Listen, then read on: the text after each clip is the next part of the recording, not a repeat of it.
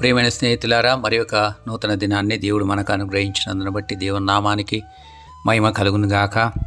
ఈ దినాన కీర్తన గ్రంథం 31వ అధ్యాయము 22వ వచనాన్ని చదువుతున్నాను, గమనించండి. భీతి చెందిన వాడనే నీకు కనబడకుండా నేను నాశనమైతినని అనుకుంటుని, అయినను నీకు నేను మొరపెట్టగా నీవు నా విజ్ఞాపనల ధ్వని ఆలకించితివి. ఇది దావీదు రాసినటువంటి కీర్తన అన్న విషయము మీరు గమనించాలని కోరుతా ఉన్నాను. ఆయన తన యొక్క బాధని, తన యొక్క వేదనని, తన యొక్క ప్రాణ బాధల్ని దేవుని సన్నిధిలో కుమ్మరించడం అనేటువంటిది ఈ యొక్క కీర్తనలో మనము గమనిస్తూ ఉన్నాము.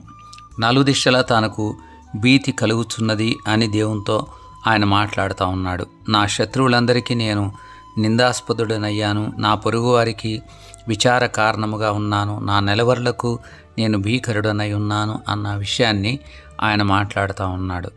దేవుని యొక్క సన్నిధిలో నుండి కనబడకుండా ఆయన నాశనమైపోయాను అన్నటువంటి విధానములో తనకు శ్రమలు, బాధలు, వేదనలు, ఇబ్బందులు ఎదుర్కొన్నటువంటి పరిస్థితిని మనము గమనిస్తాం.